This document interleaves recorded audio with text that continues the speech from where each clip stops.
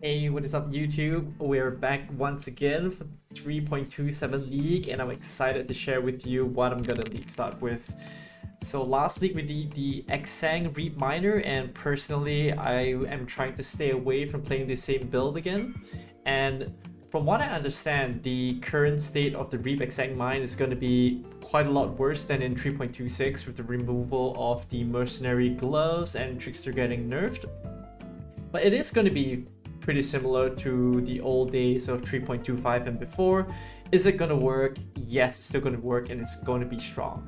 But for myself, I'm going to be trying out a new build, one that I've been exploring towards the tail end of 3.26. Has been fairly untouched in 3.27, but I'll explain why I'm going to be playing this build. So if you guys don't already know from the title, I'll be playing the Explosive Trap, Seismic Trap, Poison Pathfinder build. So there has been a lot of content creators looking towards, poison builds from Viper Strike of the Mamba to other builds like Penance Brand of Dissipation that you may have seen for the poison variants, and mine will be of the trap variant, a bit of a throwback to earlier leagues when Seismic Trap was popular, but now also adding in the explosive trap that allows us to scale damage all the way to the aspirational POBs where we can reach Uber DoT cap for the build. So in this video, I kind of want to talk about the good, the bad, as well as certain key points, like frequently asked questions, and this, how you scale poison damage within this video. And I'll end it off with eventually going into some race practice on streams, into analyzing the progression and how the build will feel. So without further ado, what is this build? So I'm gonna hop into the POB to explain a little bit more about what this build is. So every league before it starts, I'll be talking about all the things that for the people who are going to be following my build, what are the things to look out for. So firstly, what is this build good for? This is going to be a breach league, and this build will be good for clearing breaches through a few different methods. So it's going to be inflicting a lot of poison in an AoE, which ignores the density, right? Whether there's one mob there or 20 monsters, if you're inflicting damage in the AoE, it will inflict the damage to all the monsters in that AoE, and then what makes this skill very good. On top of that, we can get explodes where we are mapping through the obliteration wand, and also poison proliferation from our Pathfinder ascendancy through Master Toxicist. Secondly, my goals for the league is generally going to start off as day 1 to be getting 4 stones and moving towards day 2 where we're going to be moving towards T17 maps, and then day 3 where we start tackling Ubers, and that is generally a progression for most leagues. So for that to happen, I wanted to play a character that was a strong bosser, able to take down Ubers, kill T17s, and pretty much the new incarnations and the Uber incarnations. It's very important to have a lot of single target damage if that's the content that I want to be gunning for. This build is very good for a lot of map modifiers that if you were to play, crit build, crit elemental build, you will suffer from a lot of these modifiers, but things like reflect, reduce crit, max life is ES, and crit on these maps are going to be free for this build, and that's really nice. On top of that, when talking about killing Ubers, killing big bosses, things like Incarnation of Dread, I mean those are like massive in size. And one thing this build is very good for is to be able to do more damage to monsters that are bigger. So you can see like in this configuration right now, I have 18 million DoT DPS. If I were to configure it to the medium size, that is going to be things like Shaper, Izaru, Maven that you see over here. But if we slowly increase that to large, you can see the 18 mil goes to 20 mil, and from large to huge, goes to 23 mil, things like Incarnation of Dread, Nucleus of Maven, Brine King, and so on. Those huge monsters, we just do more damage to them just because more parts of the skill that I'm using is going to be hitting the monster. So because of that, we'll be doing a lot more damage to larger size monsters, and that's kind of cool, to be honest. And I imagine like some of the T17 bosses, for example, will be huge in size, so that means that we actually are doing more damage to them as more of the skill is going to be hitting.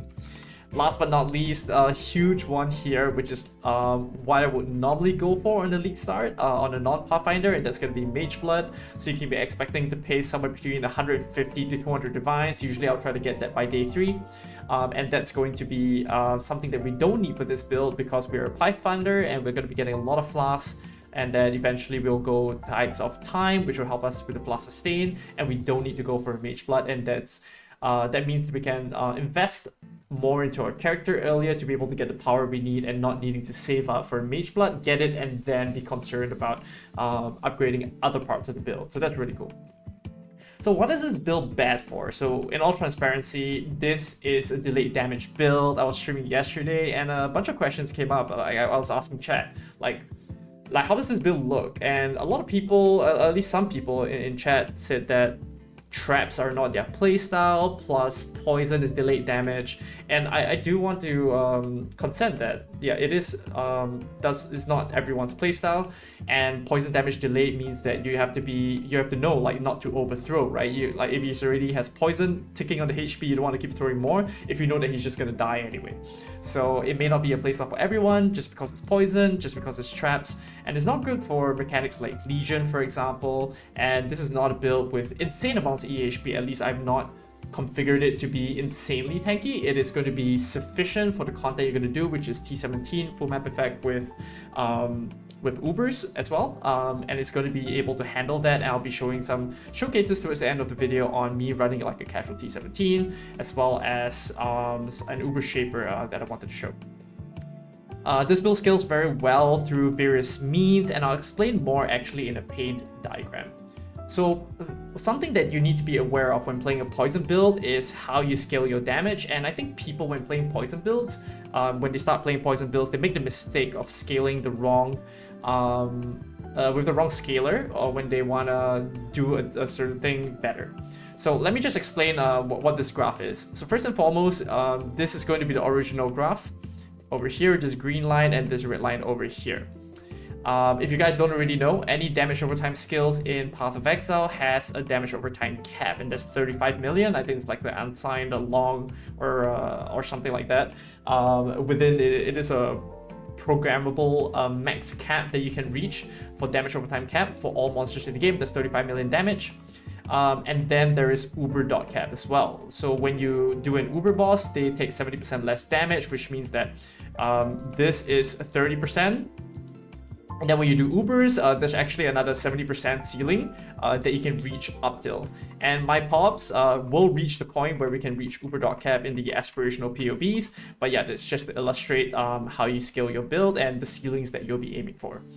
So first and foremost, this orange line over here that you see is going to be the baseline graph that maybe you start with. So let's just say this is like 17 million dot damage. From here, that is where you can scale your damage through various ways. I think the first and the most commonly used way is going to be duration, which to some degree is going to be bait. As you see, it is the green line over here, where if you scale increase duration from what you already have, what happens is that it extends the line with the same gradient, and then it'll reach a higher ceiling. The bait that people see is the POB DPS, which only shows you the ceiling that it reaches, which is higher than this.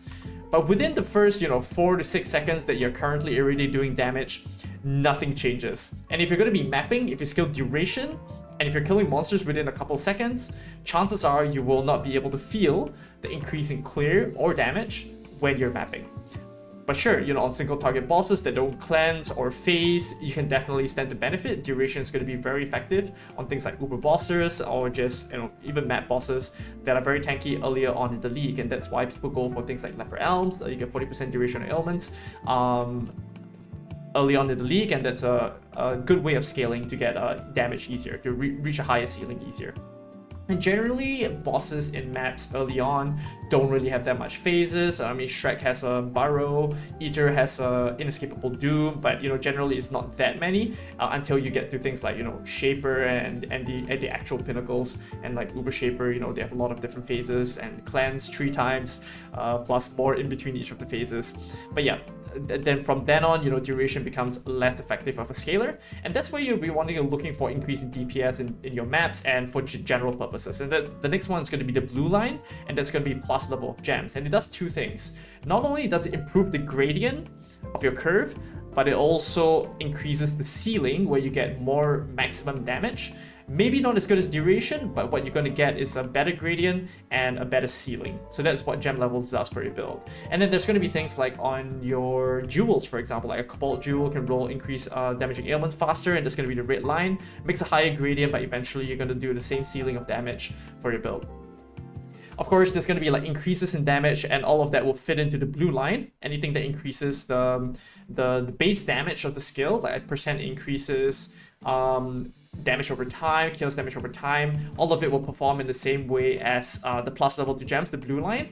And in my opinion, that's going to be the better way for scaling, especially if you want to get into faster mapping, cleaner, clear, more front-loaded damage instead of back-loaded damage like duration does. And overall, this is going to be the method of scaler that's going to be, you know, more effective. Of course, up to a certain point, you want some level of duration to be able to increase your ceiling.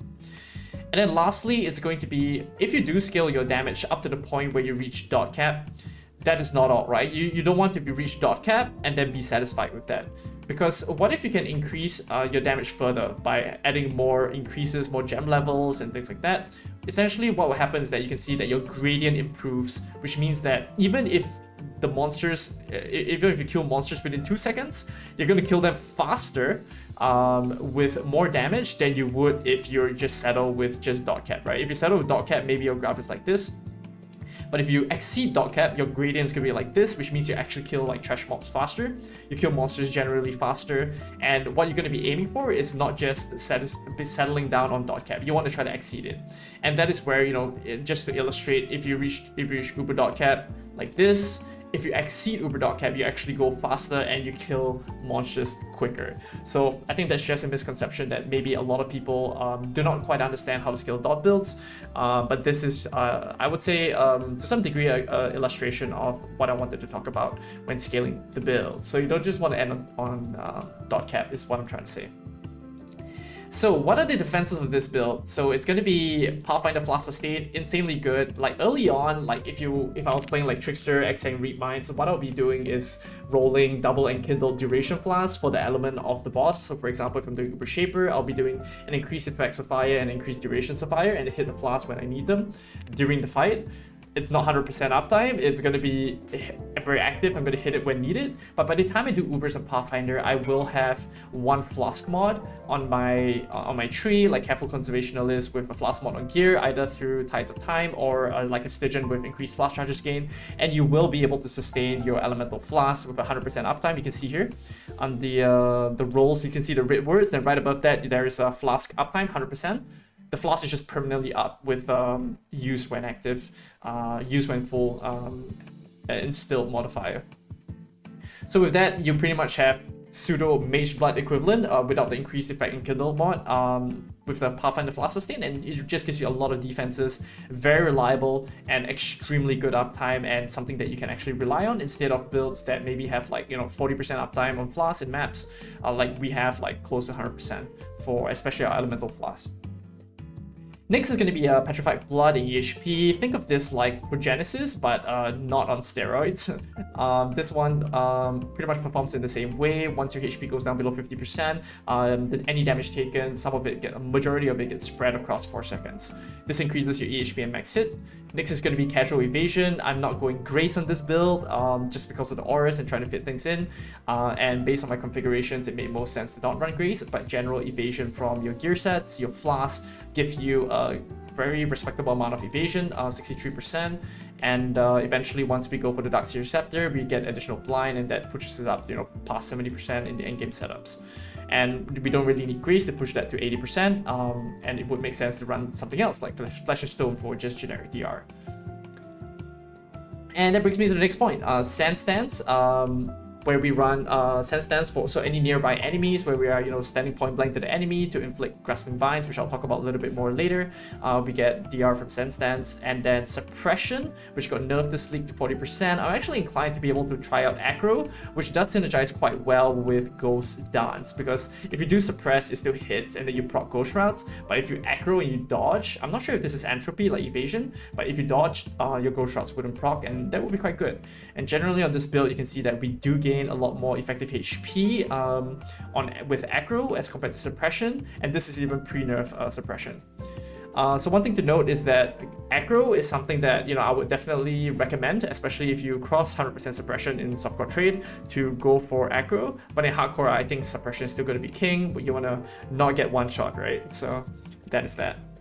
Number 6, something that is pretty underrated that you would see in some of the clips, or maybe I can demonstrate it Uber Eater later on, is going to be the Skitterbot Chill plus Temporal Chains. Pretty much the stock staple when it comes to playing Gauntlet, that you want to at least have Chill, and if you play a Poison build, like you'll really feel the difference when using Temporal Chains plus Chill. A lot of these bosses look really slow, their mechanics are slow, which means you have more time to dodge, especially on single target.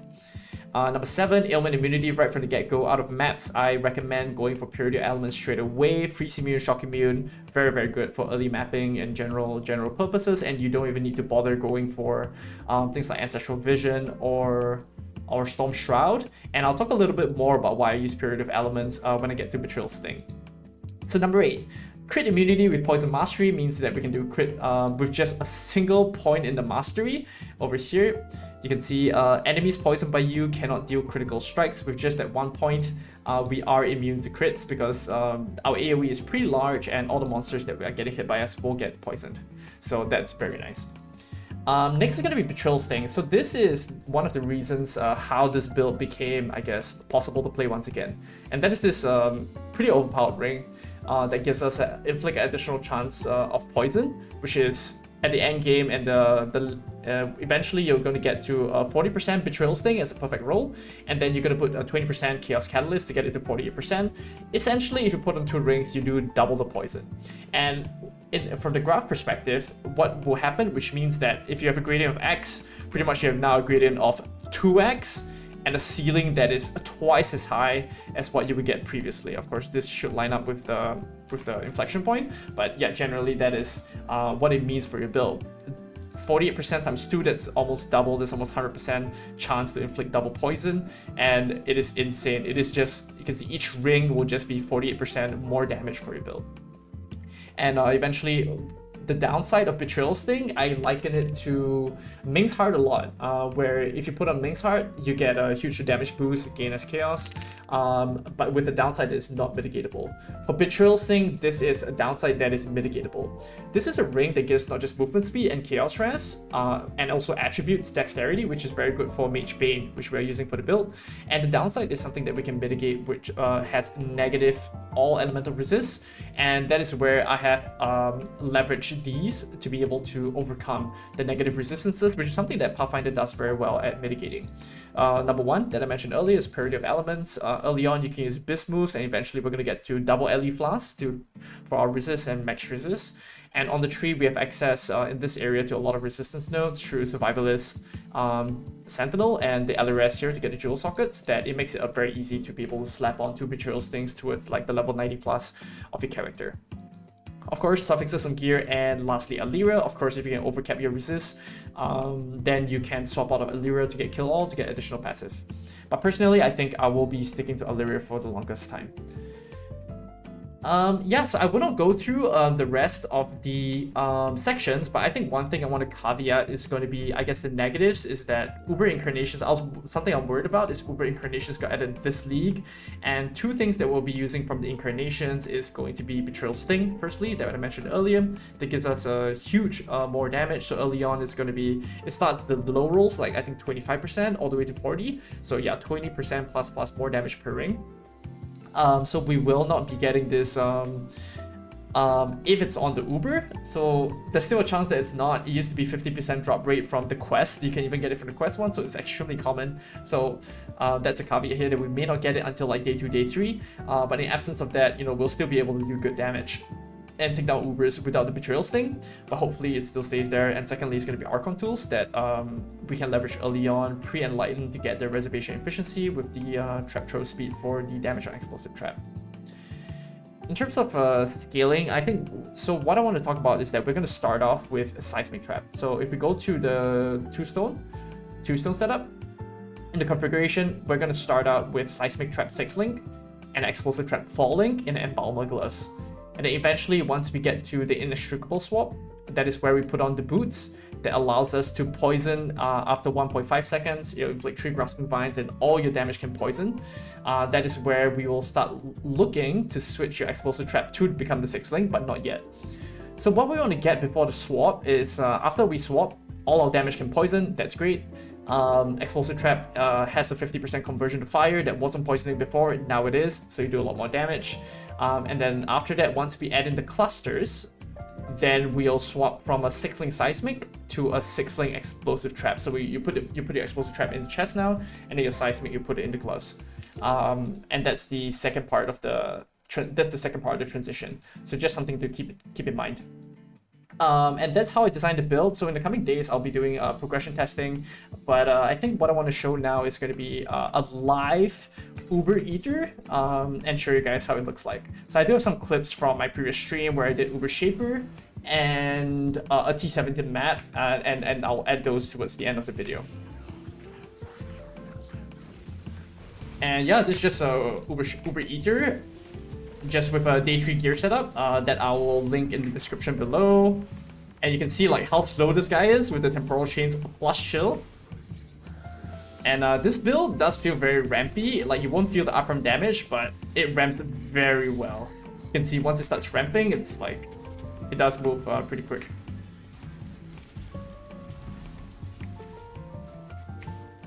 One more here.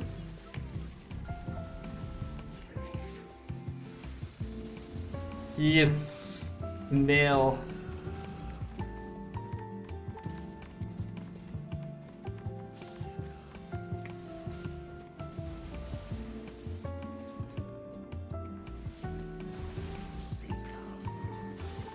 And this is around 9 million Uber DPS, thereabouts, I think, currently on this build.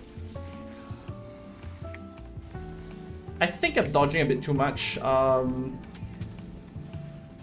I can definitely ramp a little bit more. I do think I can tank some of the tentacles. But yeah, it is fairly safe. My HP did go very low just now. I wasn't really looking at my HP. But you can see how Flash Sustain is very good on this build. I'm not even running Purity of Lightning, for example.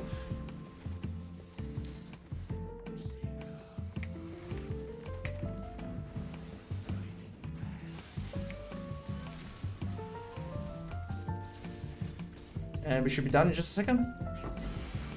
Ashes of the Stars, pretty good for the build, but just lacking the attributes and affixes that you would need. I would prefer Replica Dragon Fang, but yeah, that's just an example of a Uber Eater fight. It was fairly slow. I think I can kill it a lot faster if I just stand pretty close and just do the damage for the Grasping Vines to do the work on the monsters. But generally, that's how the build would look like on a day 3 setup, and I'll be working towards tapering that back to see how a day 2 setup would work on an Uber kill and on T17 bosses.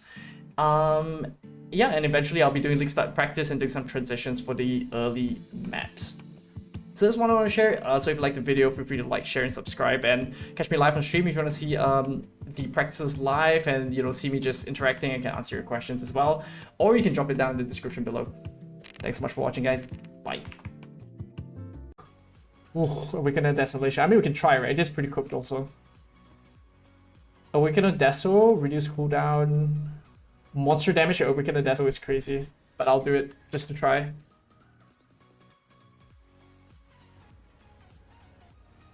Like, Awaken and Deso just disables regen, right? So it's horrible. Plus, like, increased damage increases the dot damage of it.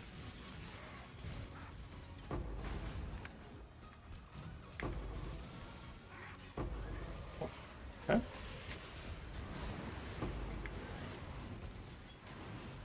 Oh.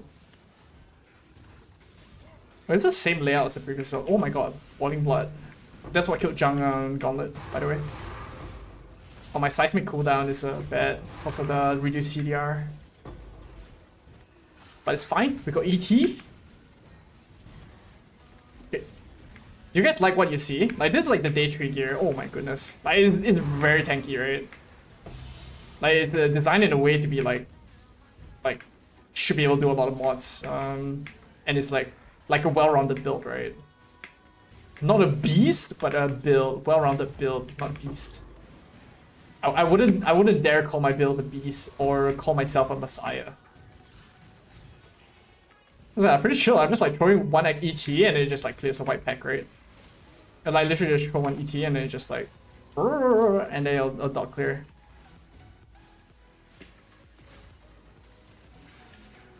Wow, look at the Seismic CD, dude. Horrid. I can't can't even flame dash. My goodness, I got no flame dash charges. But yeah, easy. Damage pretty good though. I'm kind of liking this. Definitely, if you think about like mechanically, like Penance Brand, for example, is definitely stronger, where you just click it and move. But I do think the scaling damage-wise on traps and mines are definitely better when a lot. I mean, you can do it in Uber Shaper, right? Like this is Uber Shaper on this setup, which should be a lot better. We got blast shit.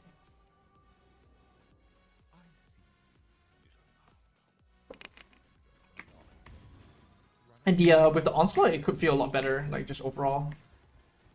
Curse, right click, blast through everything, easy.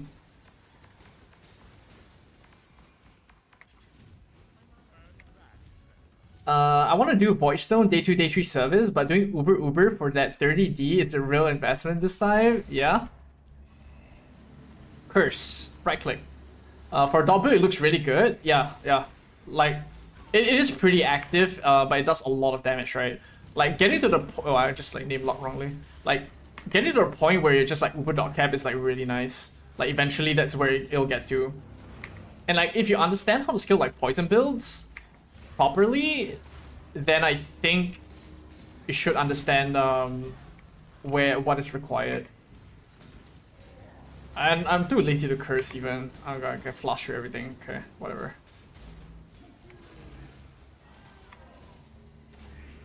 Seismic.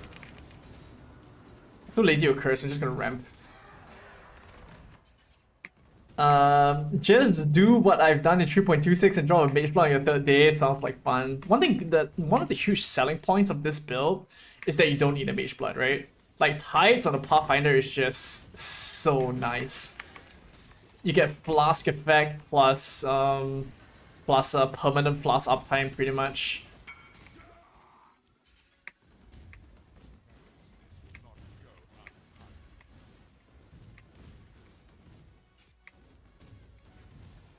Yeah, I just need to like fine-tune the setup, and yeah, there's still so many upgrades I can do, right, on this build. Like +1, +2 with like a bunch of other things. And the Pathfinder recovery is insane with the unreserved life nonsense on this. Oh, actually, which I wait, I'm on Merc Lab, guys. Anybody realize I'm on Merc Lab? I was on Merc Lab, dude. Okay, I'm 90% rest now. I respect my sanity and I totally forgot. Oh shit, started. Guys, I did that on Merc Lab. No, nobody say anything, dude. I just did all those Ubers on Merc Lab.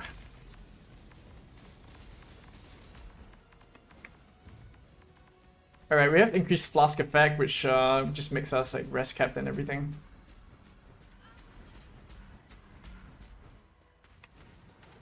Cursing, ramping.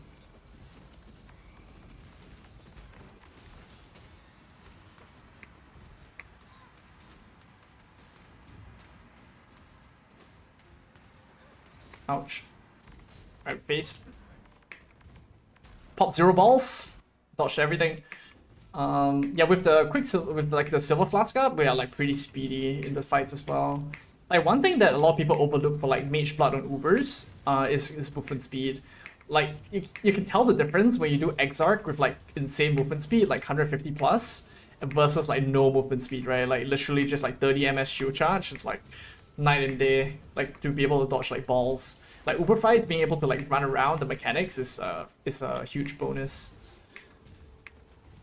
New belt is better than Mage Blood with self-chill. I'm not a fan of the self-chill though. Self-chill is like, uptime is not good on single target, and like for mapping it's even worse, right? Because you're like not getting that uptime. But for bossing, I can see the angle. But yeah. I feel like you just lose too much EHP, and the benefit is not like big enough that I see personally. Personally, not a fan of the self-chill on Archons.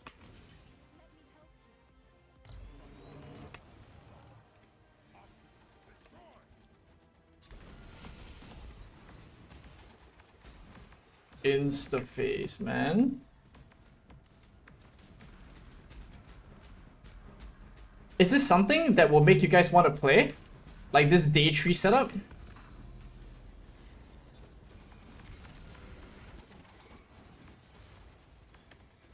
Yo, Arrow, what do you think about the annoying to inflict grasping device? I actually took a look at it, but I don't see it being strong enough. Well, I should pop 0 balls. Boy, it's so comfortable on Uber Shaper. What the hell? I'm literally getting hit by nothing at all in this setup. Thanks for the follow.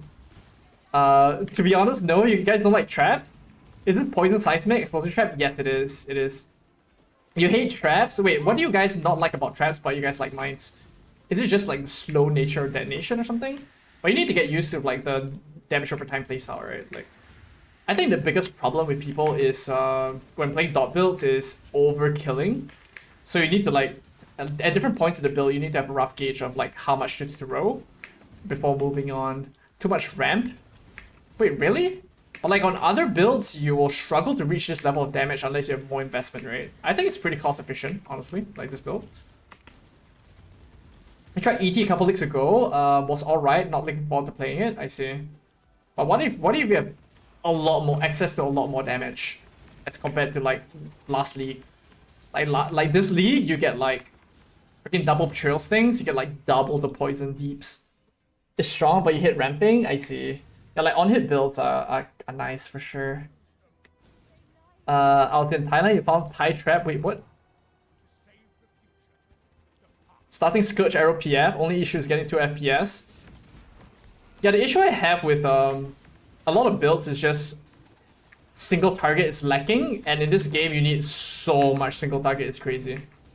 Especially with the new like Ubers and like the incarnations having a lot of life. I mean, they did nerf the life, but like playing a build with no damage is not fun. Like if not, you're just like buying watchstones, like you're just buying watchstones, right? At the end of the day. Oh wait. Like Snoopy, right? Like Messiah.